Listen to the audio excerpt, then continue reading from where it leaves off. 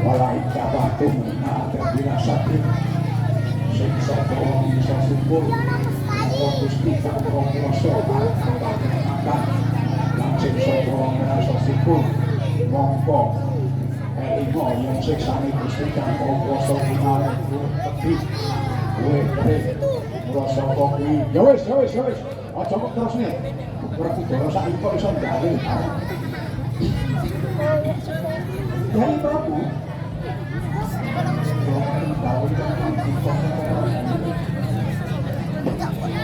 kula sampun dumugi wonten ing tiyang lajeng wonten menapa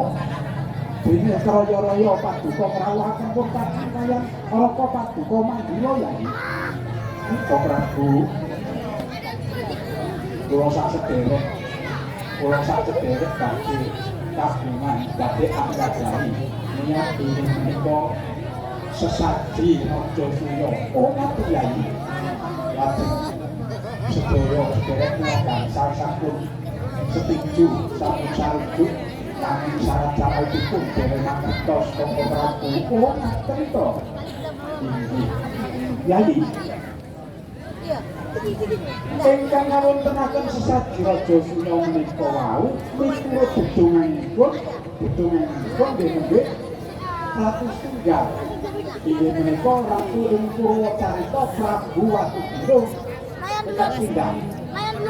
nah ingkang kaping kalih manawi kaleksanan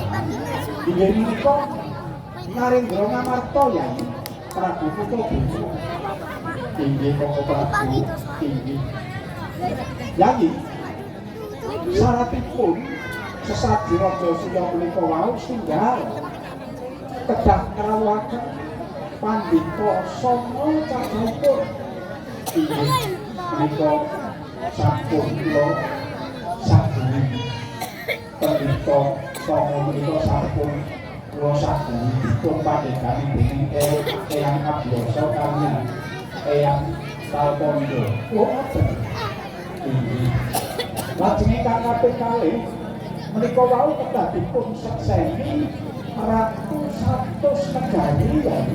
ingkang boten pineksa ngaten Koko Prabu inggih lah salajengipun kaping 3 mawi bebanten raja ingkang anggenipun Angkara budinipun Candala Koko Prabu menawi saratipun kados mekaten kula nyuwunaken kemawon Yai sabda pandhita ratu menika boten kula wali nggih Yai sabda pandhita ratu menika boten kula wali dados nek sepindah nggih sepindah Yai ampun nanti mundur pergi saking itu yo iki Koko Prabu kataku yang bukan Pakesna Retipono karo kakakku Wijo Kako yang Utodewa nanging bukan karo Paromo Sastro lan Asmoro Wiratipono lan Caroko nanging yang bukan Baperang rembukan Baperang Retipono karo Wijo Kako oh Yai ning lho tak kandhani iki nata iki duwe pernatan kula iki pernatan sing dadi ratu iki Ryai Putradewa ora Watugiri oh aku manut Yai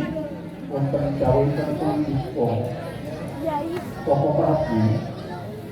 menika Werkudara sampun nyadahi badhe pados kebanten ini nanging senesaking kula ora apa-apa putusane tak sakane dhewe ya Dara mengko lak ana pituduh kang ratu sing kanggo bebanten lah kae burikan sajake wis galidrak ora kalah kae udakan jeruk kae joget kiprah kaya ngono kae sampai sekarang baju kelas. Itu jadi wayang pada kelas.